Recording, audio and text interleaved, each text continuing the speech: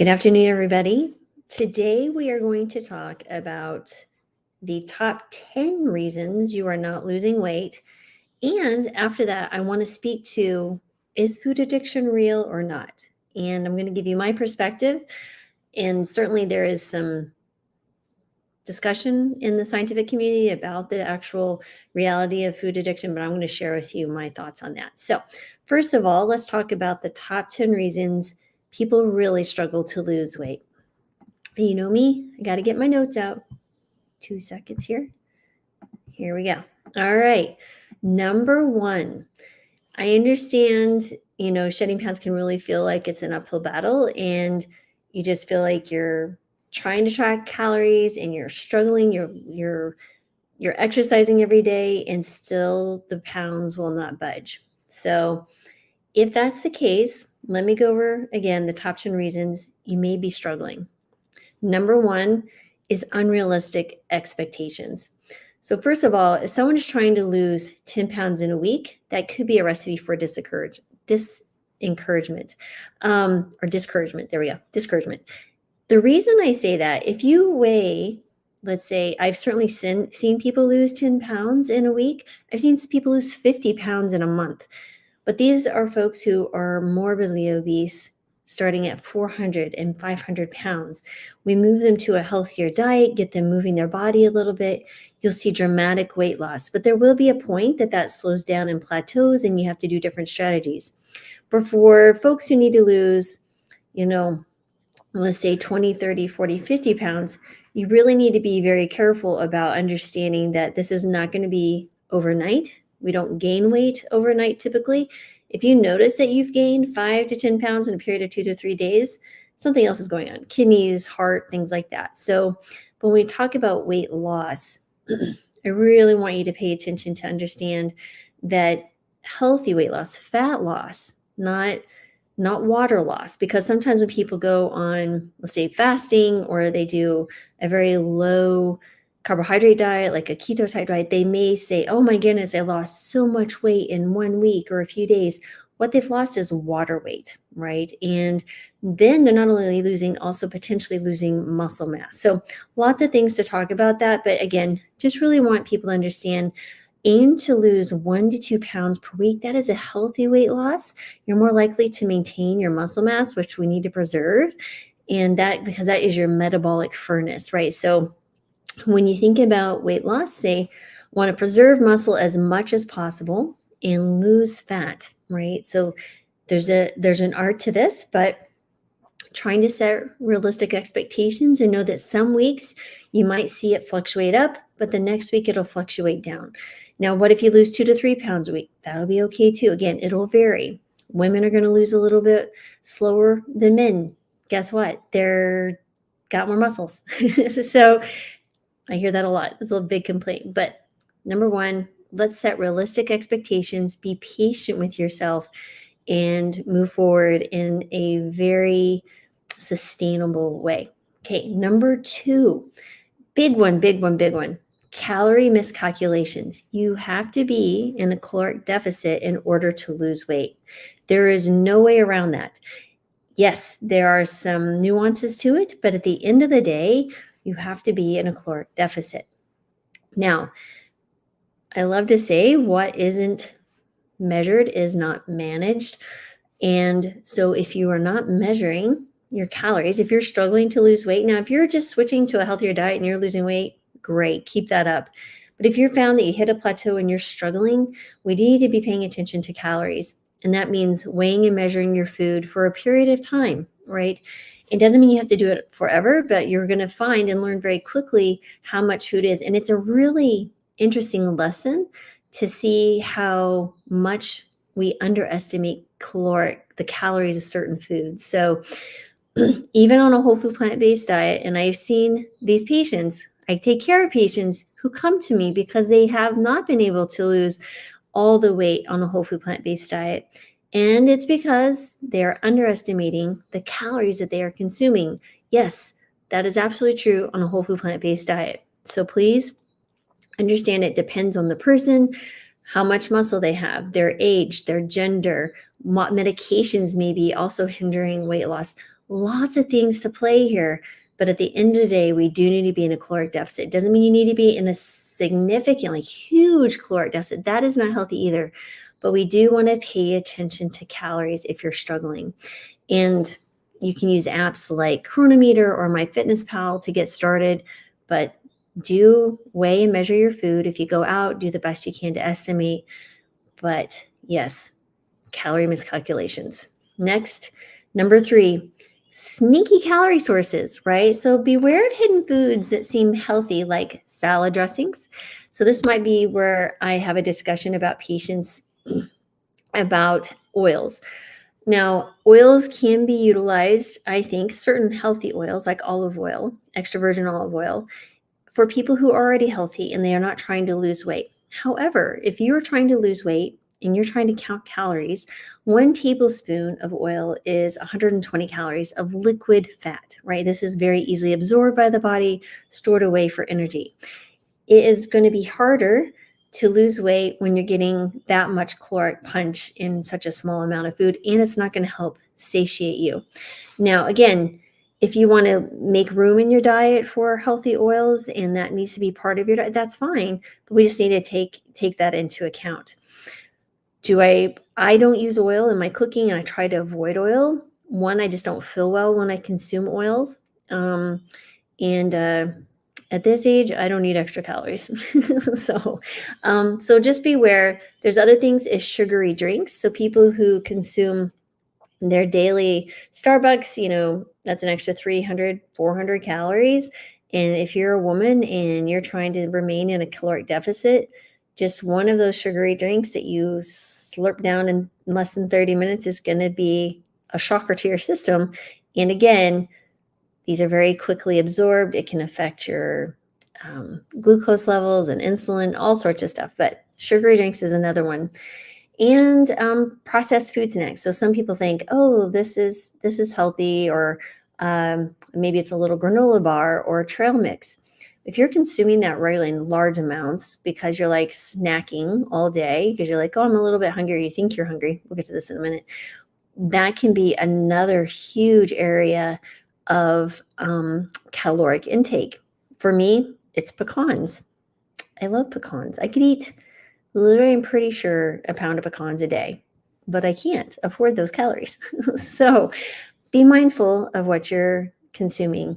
And so really just read labels carefully and try to instead opt for unprocessed foods. Maybe it's an apple or a banana, a mango, a whole mango. A sumo orange has been my thing lately. I'm only eating 1 or 2 of those a day as my snack. And also, I'd also mention dried fruit can be quite a shocker, stick shock.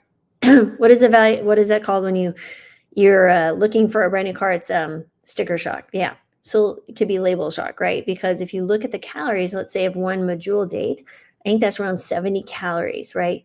But who just pops 1 medjool date? No, those are like 3 or 4 going down this gullet. So that would be where I would say you want to pay attention to, is really pay attention to the dried fruit component. And I could easily consume an entire bag of dried mangoes. So again, just be careful with the dried fruit. Next is going to be inconsistent exercise. When you look at the research, of course, you cannot out exercise a bad diet. That's for sure. But where does exercise come into play? Number 1, it is going to be utilizing more calories. But what they found in studies is that exercise helps you maintain weight loss. So we really want to be consistent in our weight loss efforts by incorporating exercise. It will help rev up your metabolic engine. You're going to find that you feel better, you sleep better. So it's going to be really synergistic to all the other things in your life that you're going to be doing to help you lose weight. So try to aim for at least 150 minutes of moderate intensity exercise. So that's going to be where you'll be able to finish a sentence, but you might need to take a little bit of a breath to finish a sentence, right? You shouldn't be unable to speak. That would be probably high intensity, but especially for women who are looking to lose weight, what they found in research is that moderate intensity exercise more days of the week than not are going to be helpful. You could certainly incorporate vigorous exercise. That's going to be great for your VO2 max, which tells me your heart cardiovascular fitness. And it also help with HRV or heart rate variability. Again, talk about those in other videos, but inconsistent exercise. Even if you can just get started with 5 minutes a day of a walk, that is a great start. And I've told the story that I had a patient that started with her exercise journey started with coming home from work, opening the door of her car, walking to the end of the block and back, into the driveway and back, which led to walking around the block, which led to walking 2 to 3 miles, which led to a 60-pound weight loss and reversing her diabetes. There you go. That's how you start small. Stay consistent. Be patient with yourself. Be forgiving and gracious, and understand it's a journey. It's a marathon. It's not a sprint. I know you've heard this, but I'm just going to keep telling you, because sometimes we got to hear the message multiple times to get it through. All right, next is a big one. And I think for me is kind of my thing I have to pay attention to is mindless eating, right? So if you're watching television or doom scrolling through on social media, you could be eating regularly. Or if you're working while you're eating and you're scarfing down much more food than you probably would have done if you would have sat down in a quiet setting, turned off all technology, and really just ate slowly and very mindfully. So distracted eating can lead to overconsumption in so many ways.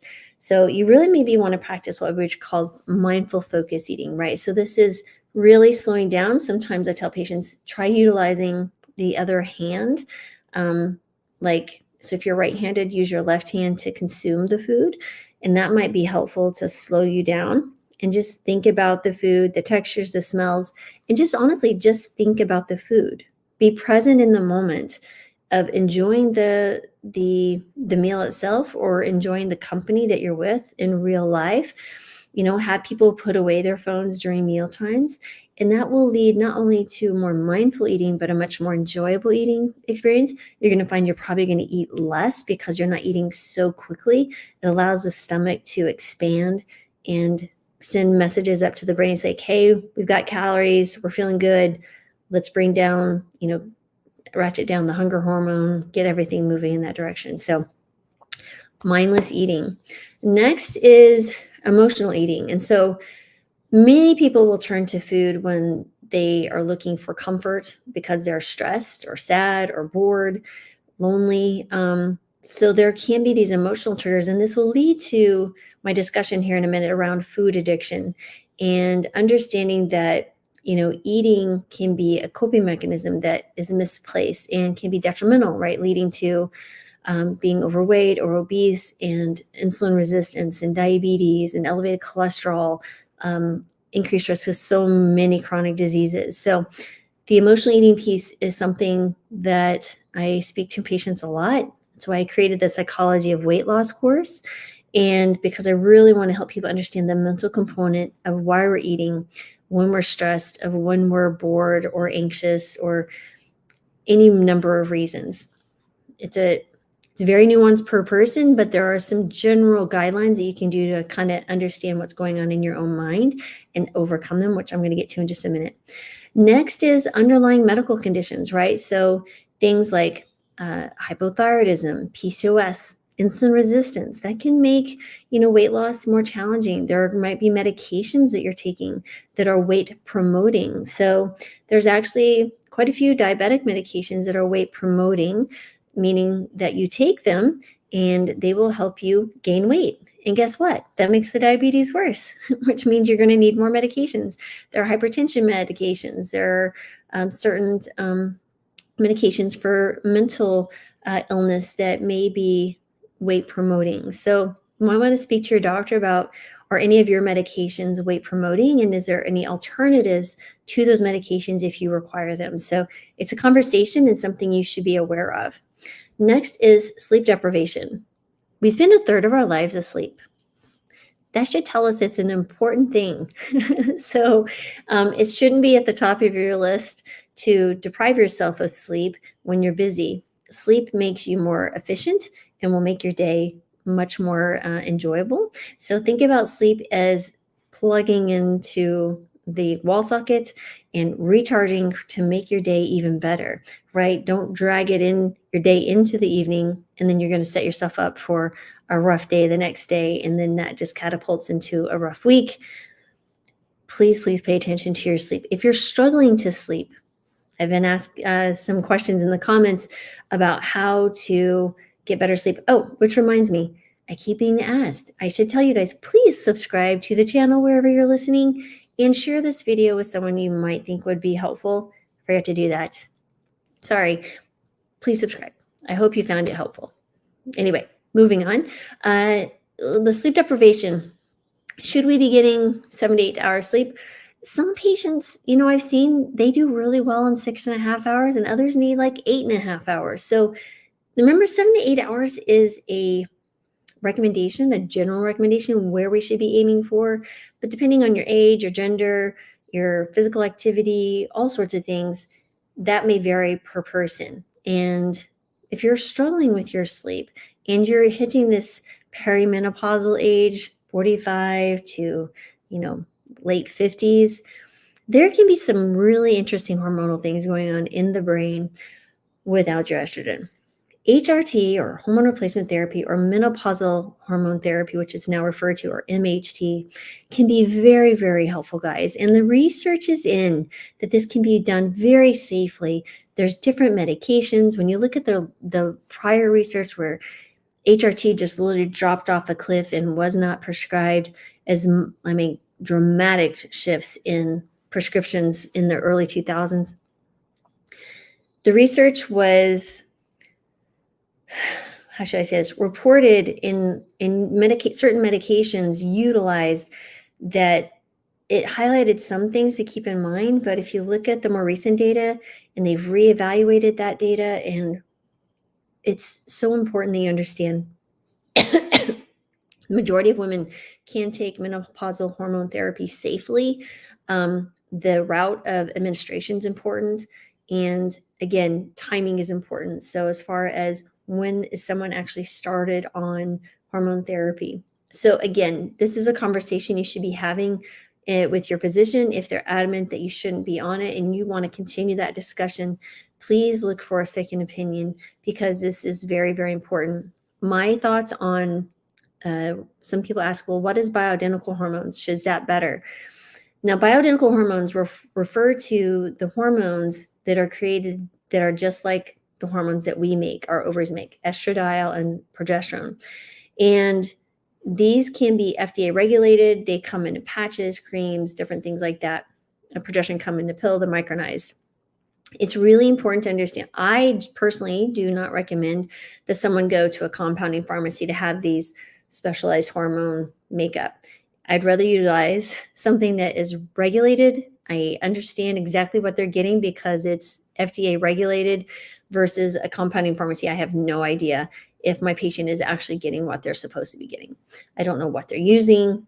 They may say one thing and be using something else, but I'd rather use an FDA regulated prescription. And there's definitely ways to do that for bioidentical hormones. So I will be doing a menopause workshop, part of the Healing Kitchen, next month.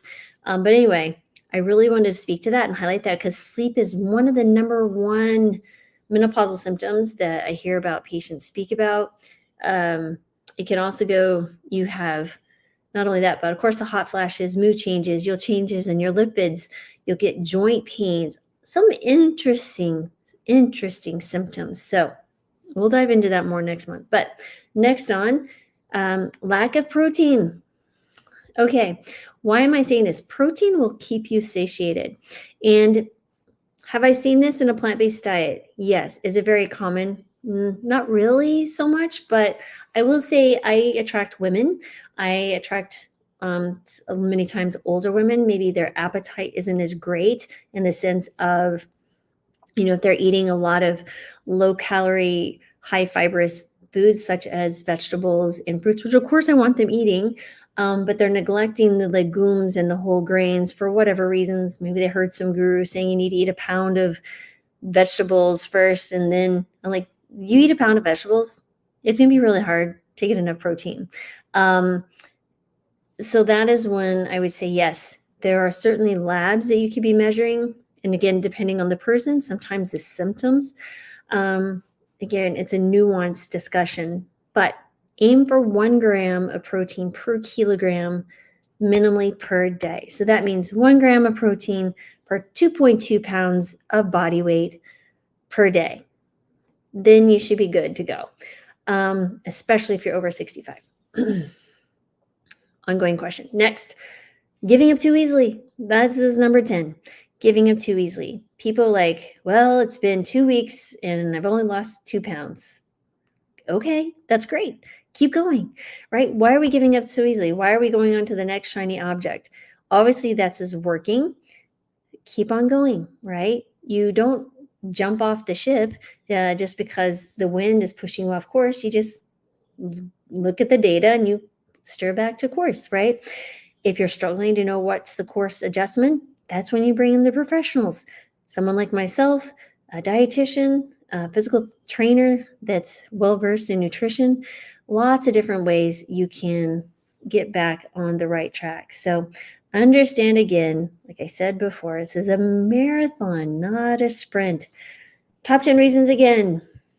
Let me go over unrealistic expectations, calorie miscalculations, sneaky calorie sources, inconsistent exercise, mindless eating, emotional eating, which we're going to talk about food addiction next, underlying medical conditions, sleep deprivations, lack of protein, and giving up too easily. Now, question, is food addiction real? Yes, food addiction is real. It's a complex issue, right? It's really characterized by a few different things. One, you feel like you have a loss of eating, right? You're overeating, even despite the negative consequences. You've been told you need to cut back on calories to lose weight because you have diabetes or you have high blood pressure or you have high cholesterol, whatever those may be, or heart failure, kidney failure, doesn't matter, whatever that is. People will continue because there has been some changes. It's very similar to substance abuse addictions. So if you're struggling with food addiction and you're finding yourself eating out of comfort and loneliness, or you're not even sure what hunger feels like anymore, here's a few things we can do. I have 5 steps for you to consider. One is just acknowledge it, right? And accept it and don't judge yourself. It's okay. This is not your fault. We live in a very weird environment, this modern environment that food companies literally create. They spend millions of dollars bringing in food scientists to make food high calories, low nutritional value, and highly addictive. So you eat more of it and buy more. This is the environment that we live in. So our human brains were not made for this environment. So, but the brain is just doing what the brain does. The brain's like, "Ooh, that tastes good. Let's eat more of it because tomorrow I may not eat." Well, there's always going to be food to eat. If you, again, I speak in generalities of the typical, you know, American culture. I'm not speaking to the entire population of the world. I understand there are places that people don't get enough food and calories, but for the majority of the obese Americans, this is exactly what's happening. They're overeating because the food is made to make you want more and you just can't figure it out. And then you're dealing with stress in this constant stress of our environment. You feel hopeless, and we've created unhealthy food relationships. So craziness. So first of all, just acknowledge it, be kind to yourself, and it's okay. You're going to be okay. So the next thing would be just understand that you do, what are the signs, right? So what are your signs is, do you crave certain foods uncontrollably? Do you eat past fullness, even when feeling physically uncomfortable? Do you hide your eating habits or feel shame around food?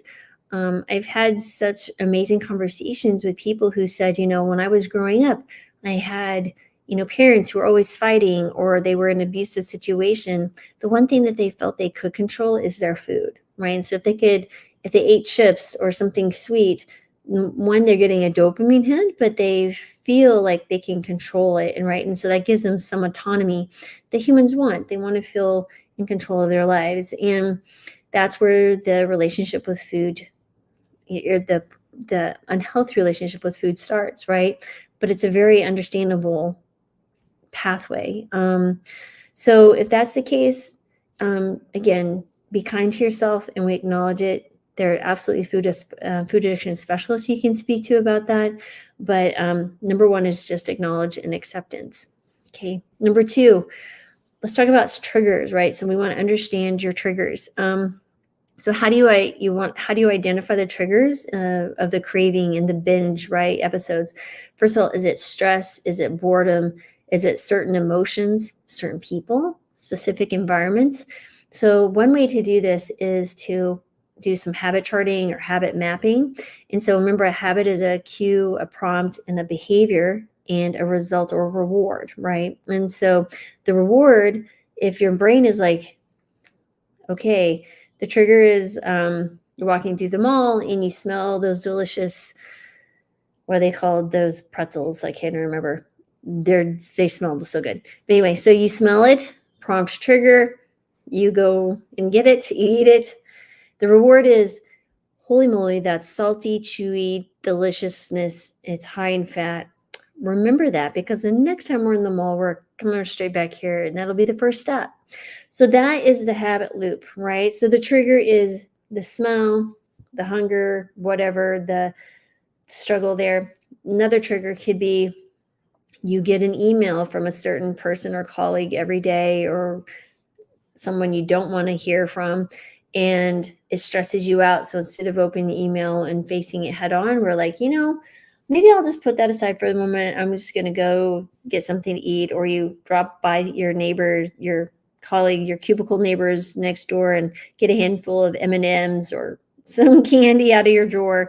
And that is relaxing and calms you down. So think about the triggers, right? So that's the important thing, is first becoming aware that there are habits involved here with food addiction, because with awareness and knowledge comes power, and that is really important. Next is think about different ways that you can make some dietary shifts, right? So is there any way that you could start your day with a healthier meal?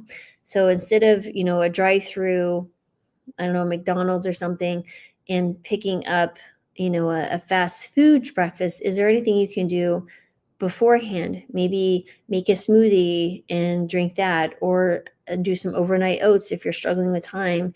Eat some fruit. Eat a tofu scramble that you made for a batch cooked. Lots of different things. You could do a grain bowl. That's going to be filling. I know people even eat like beans and like almost a dinner for breakfast, right? Because it's high in protein, it's quite satiating, and it really will set your intentions for the day for eating healthier. Again, these are going to be foods that I'm going to always tell you to consume: fruits, veggies, beans, whole grains, nuts, and seeds. Start there. So start shifting towards healthier foods, bringing them in, not even necessarily removing other things, saying you can't have, but how can you add more of those healthy foods to your diet?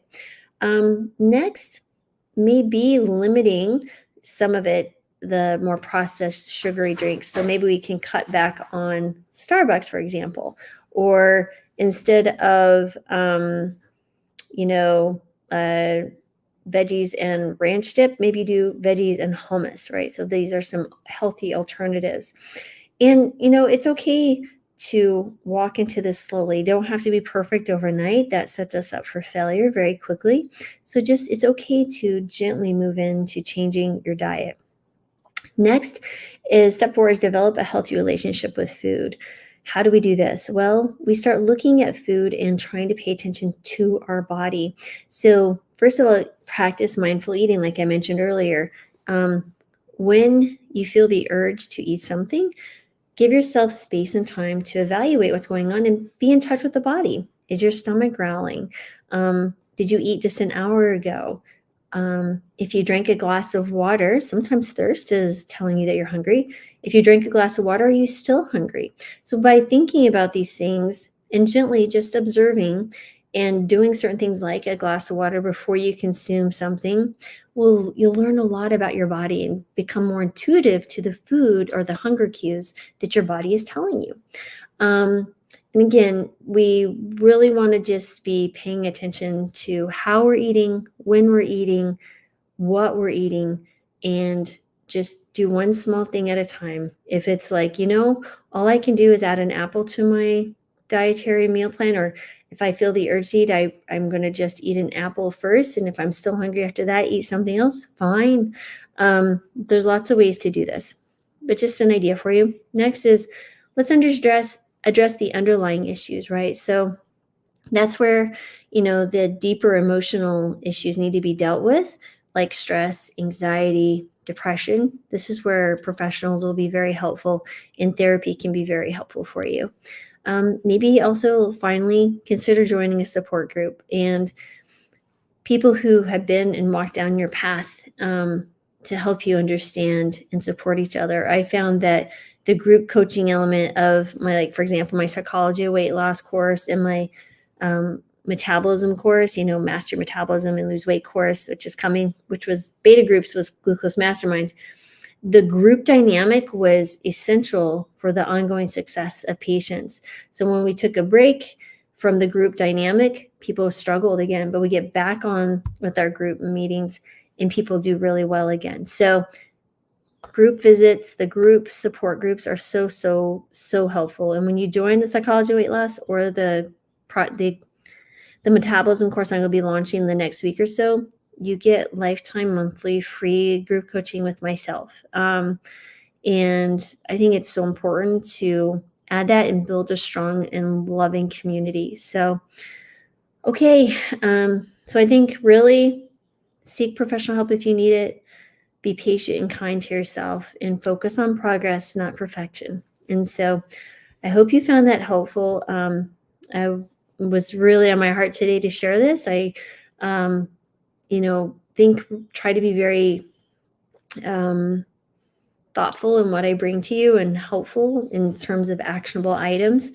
But I feel like this conversation needs to be further pushed out there and,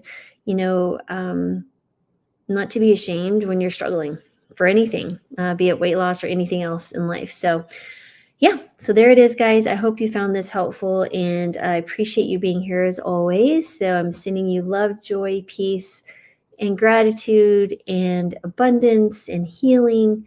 Because like I said, we need more of that today than ever. And please, like I've been told and I forgot, so I'm probably going to get in trouble. Please hit the subscribe button. If you want to join the email list, I push out a newsletter every single week with short 2 to 3 minute reads and a yummy recipe. And I hope you'll find it helpful. Again, thank you if you do opt into the email list, I really want to say thanks because I know you get a lot of emails and I will try to make it worth your time to click it, open it, and find it helpful. And please share this if you found this helpful with someone. I would appreciate it. So thanks everyone. Have a great rest of your day and weekend. And I'll be back next time. Hopefully something you find helpful. Take care.